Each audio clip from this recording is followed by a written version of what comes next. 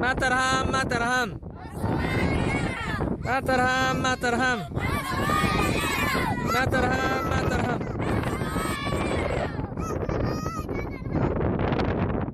زواد مالينو زواد مالينو زواد مالينو زواد مالينو مالينو زواد مالينو زواد مالينو زواد مالي ورد كرها زواد مالي بو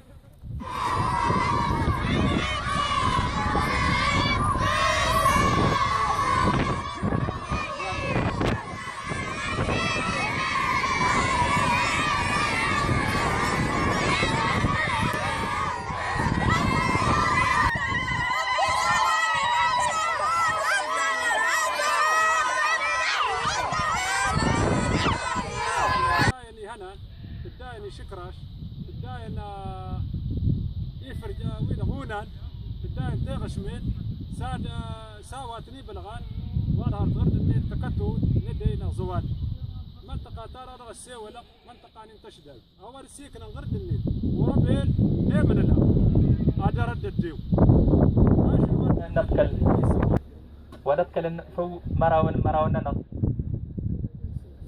أبكلنا الدبارة يالك نسند مالي إلى هي ناس مالي وجهنا الخير حسن دي تي في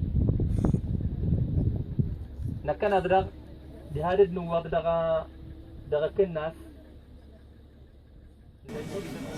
Donc Moussa Sarid Azoul, tu es le représentant de MNLA auprès de l'Union européenne depuis quelques semaines, c'est ça? J'aimerais bien avec toi faire le point sur la situation dans l'Azawad, notamment depuis les négociations qui ont commencé à Ouagadougou, au Burkina Faso, jusqu'à aujourd'hui. Donc, est-ce que tu peux nous dire déjà, tu peux nous faire un état des négociations? Où en sont les négociations? Bonjour à toutes et à tous. Merci de me recevoir encore une fois. D'abord, les négociations qui se poursuivent actuellement ont commencé déjà depuis presque maintenant 2 ans, c'est-à-dire au mois de juin 2013. Et nous sommes en janvier 2015. Alors, ça a commencé d'abord par l'accord préliminaire de Ouagadougou du 18 juin 2013. Et actuellement, nous sommes à la veille du 5e round à Alger. À Alger, ça a commencé en juillet 2014. Il faut savoir que la situation est très complexe dans la Zawad. Elle est complexe parce qu'il y a plusieurs acteurs et il y a aussi plusieurs mauvaises volontés. Il y a des acteurs qui sont des mauvaises volontés et qui brouillent un peu les négociations. Il faut savoir que l'accord préliminaire de Ouagadougou du 18 juin 2013 n'a pas été respecté par l'État malien. Jusqu'au point où nous avons été au mois de mai 2014, le 17 mai et 21 mai 2014, attaqués par l'armée malienne à Kidal. À plus forte raison, les autres engagements qui ont été pris et qui devraient être respectés, on a été attaqués à Kidal. Ensuite, il y a eu au mois de juillet l'arrivée des casques bleus des Nations Unies, l'amunissement.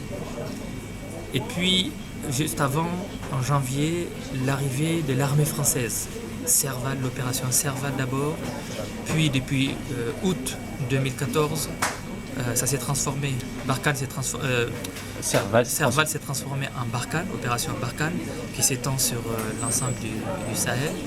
Donc, il y a plusieurs acteurs. D'abord, les acteurs politiques, c'est-à-dire l'armée, le gouvernement du Mali, et la partie en belligérance, c'est-à-dire la coordination des mouvements de l'Azawad, qui est composée, la coordination des mouvements de l'Azawad, du MNLA, du HCIA, du MAA, de la CPA et de la CMFPR2. Ce sont les acteurs politique. Maintenant, certains de ces acteurs-là ont des militaires, des combattants, qui contrôlent un certain nombre de territoires. Il faut savoir que depuis le 21 mai 2014, où l'armée malienne a été en débandade, a été vaincue sur le terrain, il n'y a plus que 20% qui échappent au contrôle de la coordination des mouvements de l'Azawad et qui sont sous le contrôle, on va dire, de l'armée française et des casques bleus, puis de l'armée malienne. Ouais. Il faut rappeler que au fait, ces combats à la débandade de l'armée malienne, en fait, c'est venu suite à la provocation de l'armée malienne, c'est ça hein? Tout à fait. D'abord, il y a eu la visite inopportune du Premier ministre malien, le 17 mai 2014.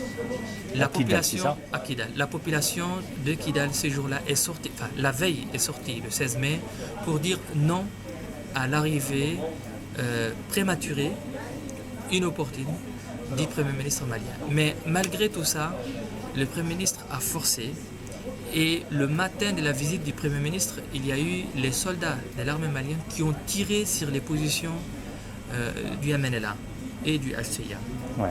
Et c'est comme ça que le 21 mai, après avoir déclaré la guerre à l'Azawad, à la coordination des mouvements de l'Azawad, l'armée malienne nous a attaqués à Kidal.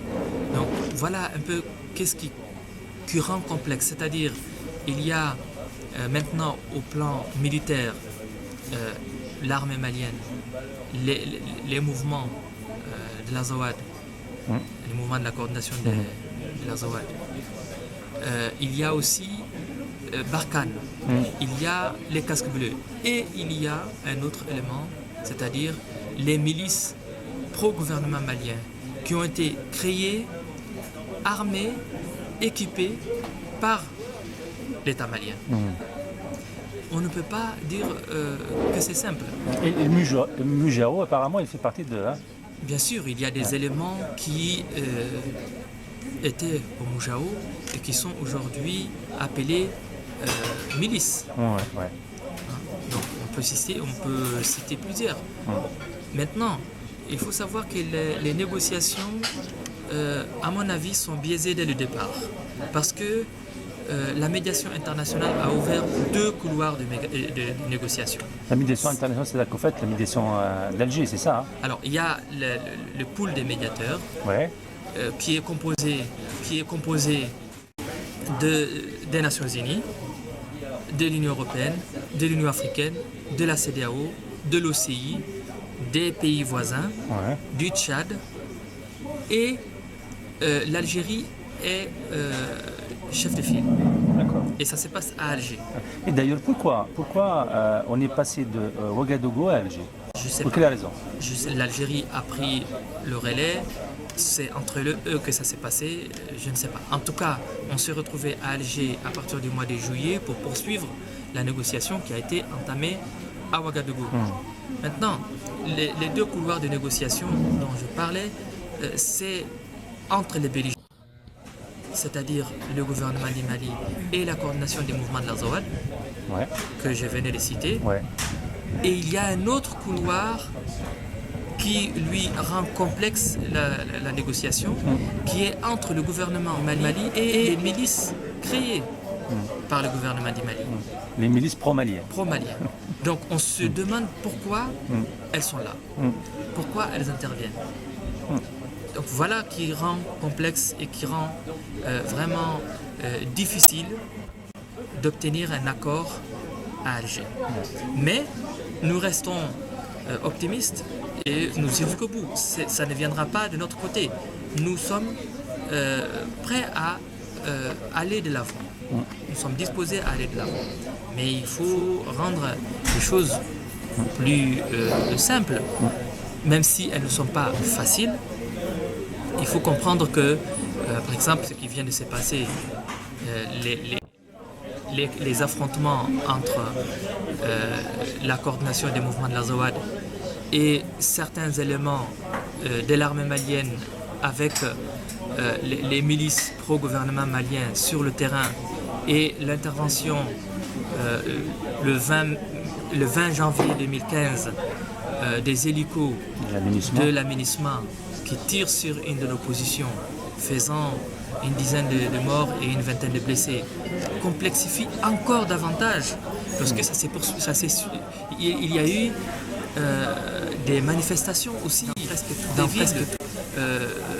une bonne partie en tout cas des villes de l'Azawad.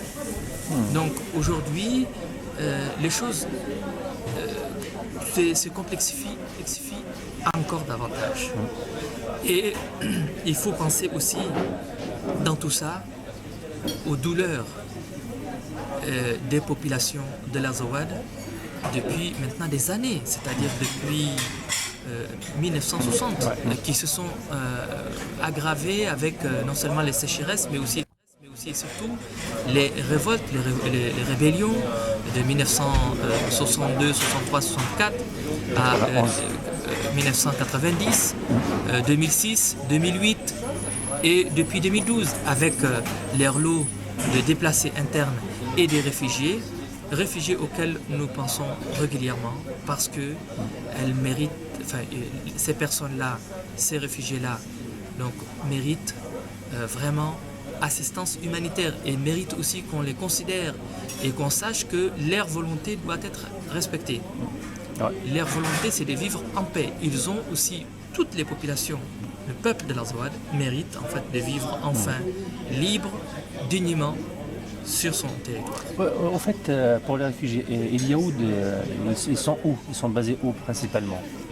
Alors, ceux qui ont le titre de réfugié, c'est essentiellement au Burkina Faso, au Niger et en Mauritanie. Ceux qui sont en Algérie n'ont pas le titre de réfugié. Pourquoi? Parce qu'Alger ne veut pas les reconnaître comme... Je ne sais pas. En tout cas, il n'y a pas le Haut Conseil pour les réfugiés des Nations Unies, l'HCR, n'a pas ouvert de camp de réfugiés en Algérie. Et il y a aussi dans les réfugiés des gens qui sont des réfugiés des années 90 et qui sont encore là-bas parce qu'on n'a pas su trouver vraiment une solution définitive au conflit qui oppose l'Azawad au Mali, qui n'a que trop duré, maintenant 54 ans. Et lors des négociations, on nous présente, la médiation nous présente un document d'accord sur la décentralisation. Et la coordination des mouvements de l'Azawad présente un projet innovant de fédération de deux États, l'État de l'Azawad et l'État du reste du Mali, le sud du Mali. Nous pensons que c'est aujourd'hui la solution qui nous permettra de sortir de cette spirale dans laquelle nous sommes, qui n'a que trop duré. Mais nous voyons que l'État malien continue à présenter la décentralisation comme étant la solution, alors que nous l'avons expérimenté, nous l'avons vécu depuis 20 ans. La décentralisation est arrivée avec les revendications des mouvements et fronts unifiés de l'Azawad des années 90. Exact. Alors bon, pour les blocages des négociations, il y a le fait qu'il y a deux couloirs de négociation, bon, c'est ce qui n'explique pas. Mais est-ce que les Maliens montrent une bonne volonté? Est-ce qu'il y a des propositions concrètes? C'est pas parce que 6 mois pour des négociations, ça paraît quand même un peu lent. Hein? Alors qu'est-ce qui vraiment les véritables raisons, les raisons de fond qui bloquent? Moi je pense que 6 mois ce n'est ni trop ni pas assez. Ni trop long, ni trop court. Il y a des négociations qui durent 30 ans. On connaît les négociations dans d'autres contrées. Mais pour ce qui nous concerne, je trouve que qu'un chef de délégation du gouvernement malien nous dise à Alger, au bout de 3 jours de face-à-face, que sa délégation n'était pas venue pour fédérer le Mali de quelque façon que ce soit, et que et sa délégation est venue pour discuter de la décentralisation, autrement dit de la gestion des collectivités territoriales. Je trouve que ce n'est pas digne d'un gouvernement qui va à une négociation sur un conflit qui dure plus de 50 ans. En tout cas, c'est pas sérieux. Je trouve que c'est pas digne d'un gouvernement qui veut trouver une solution. S'ils n'ont pas de mandat de discuter, de négocier avec nous, en tant que parti en belligérance, pourquoi ils viennent? Voilà, voilà. Et pourquoi ils ne font pas de propositions? Parce que le gouvernement du Mali n'a pas fait de proposition à la médiation. Et en plus, pour le 4e round auquel j'ai assisté en tant que membre de la commission des négociations de la coordination des mouvements de Nazouad, juste à la veille, l'Assemblée nationale du Mali avait rejeté la proposition de la médiation, c'est-à-dire les éléments dits de l'accord d'Alger. Et ensuite, il y a aussi des pratiques que je trouve pas sérieux aussi. C'est non seulement la création des milices, mais aussi la corruption. La corruption non seulement de certains membres de notre délégation, mais aussi des chefs de tribu, des chefs de village. Tout ça, on le sait, on connaît bien le Mali. On connaît les pratiques qui se passent. Donc vraiment, si on veut trouver une solution, allons sur la vérité.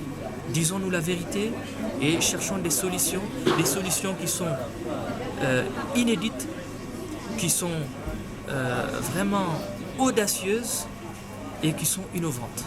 C'est-à-dire, essayons d'aller vers une solution qui permette à chaque parti de sortir, après avoir accepté, de sortir grandi, c'est-à-dire la tête haute. Ni la partie malienne seule, ni la partie de la coordination des mouvements de Nazouad seule ne peut trouver une solution sans l'autre. Ça, c'est évident. Ça, c'est évident. Donc maintenant, avec la bonne volonté de la médiation internationale, trouvons des solutions qui soient vraiment des solutions acceptables, qui soient réalistes et qui soient pragmatiques. Autrement dit, aujourd'hui, avec la situation que nous avons sur le terrain, il est impossible de revenir en arrière. C'est-à-dire, il est impossible de revenir à la décentralisation qui a montré ses limites. Alors, est-ce qu'on peut revenir vraiment avec un peu plus de détails sur ce qui s'est passé il y a quelques jours, donc le 20 janvier, du côté de Tabankort, avec cette attaque bombe? Parce que bon, les gens ne comprennent pas. On dit que des hélicoptères de la MINUSMA ont tiré sur des positions du MNLA et ses alliés. Est-ce qu'on peut avoir plus de détails? Bon, pour quelles raisons? Suite à quoi? Voilà. Alors, nous savons que la MINUSMA était partie il n'y a pas très longtemps à Tabankort. Nous savons aussi que les milices et leurs alliés, les milices pro-gouvernementales et leurs alliés, ont attaqué nos positions, notamment à Intilit, à Tessit, à Boulekessi, sur la rive droite, à Bamba, à Zarho et à Ber. Donc les 3 dernières localités sont sur la rive gauche. Et toutes ces fois-là, la MINUSMA n'était pas intervenue. Et nous avons vu que lorsque nous avons riposté par rapport à ces milices qui sont à Tabankort, à Tarkent, nous avons vu l'arrivée de la MINUSMA qui est venue s'installer, en tout cas ses maîtres, dans le même quartier général que les milices à Tabankort. Et nous avons le 15 janvier de cette année, 2015, fait un communiqué, dans lequel communiqué nous avons demandé à la MINUSMA de prendre ses responsabilités et s'il ne s'interpose pas entre les deux parties à chaque fois qu'il y a des affrontements, alors il ne faut pas qu'il se retrouve dans le quartier général de l'autre côté. Et c'est à quoi nous avons assisté en réponse à notre appel sans réponse, c'est que le 20 janvier 2015, lorsque nous devrions prendre la localité de Tabankort, un hélicoptère de l'aménagement a tiré sur une de nos positions. Alors que l'aménagement se trouvait à 3 km de Tabankort et que cette position se trouvait aussi à 3 km de Tabankort. Dans l'autre sens, ouais. Et pas dans la même direction. Voilà, nous savons où ça se trouve. D'ailleurs, nous demandons, nous exigeons d'ailleurs qu'il y ait une enquête. Nous souhaitons une enquête indépendante qui puisse faire la lumière sur ce qui s'est passé.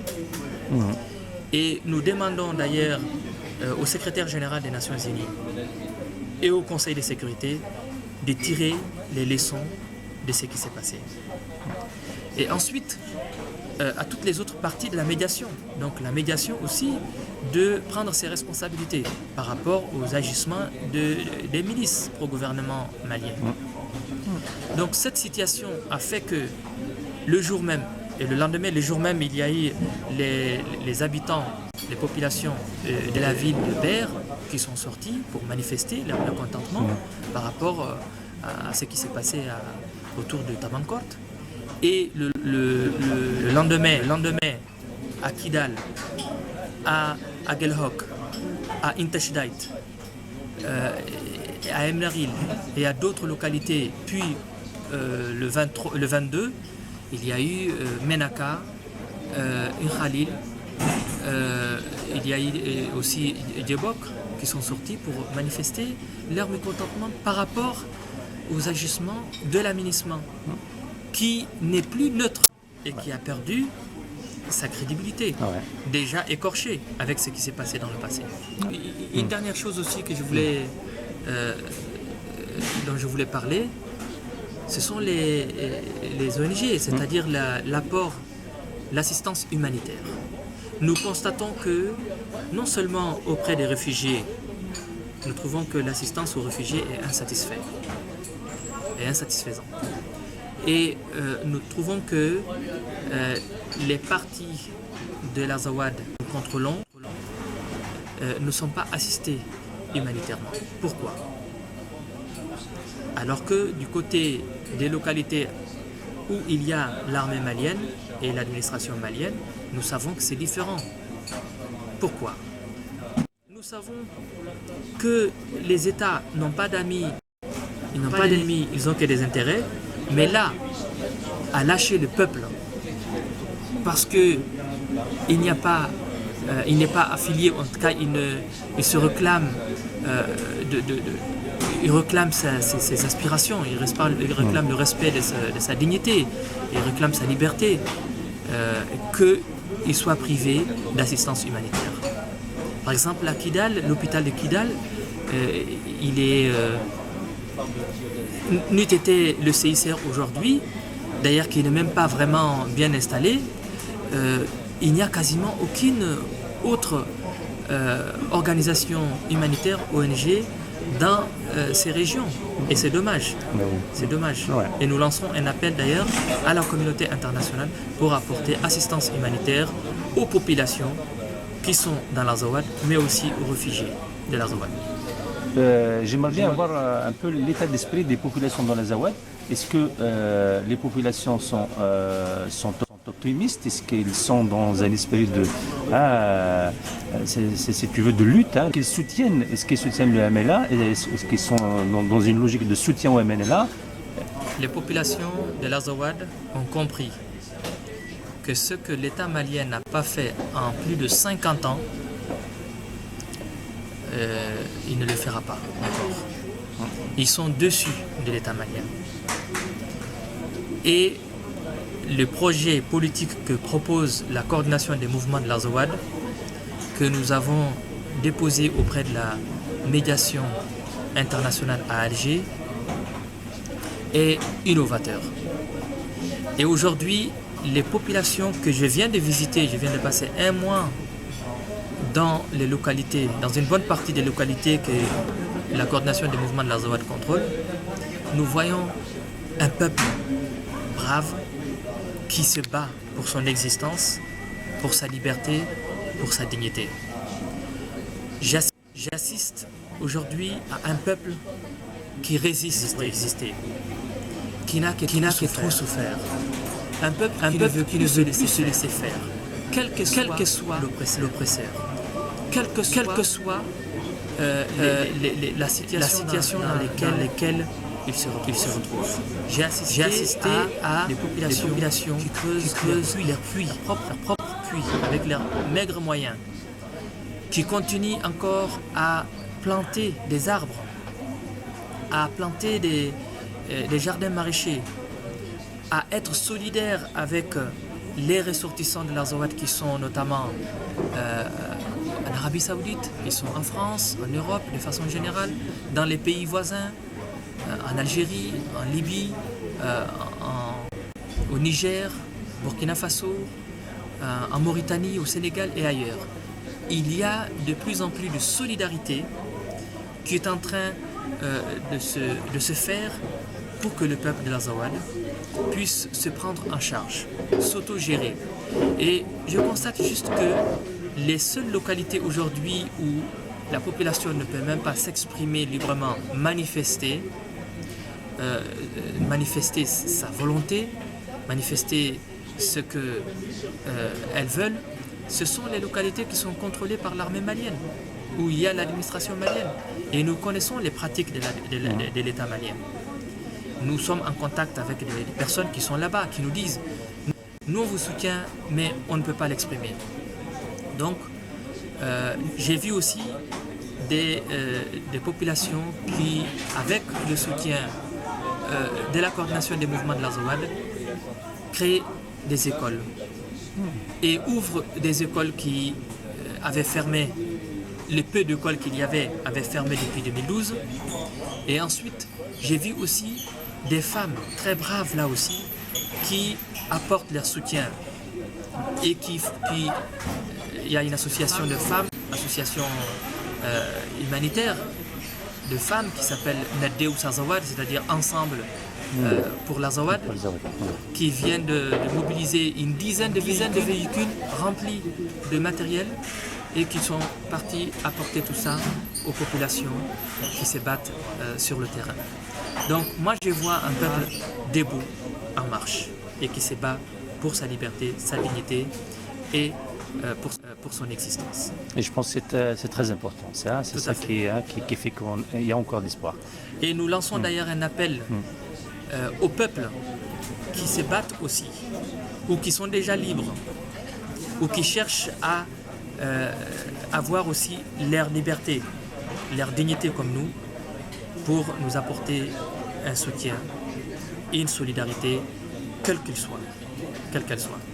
Merci. Tanmet Moussa.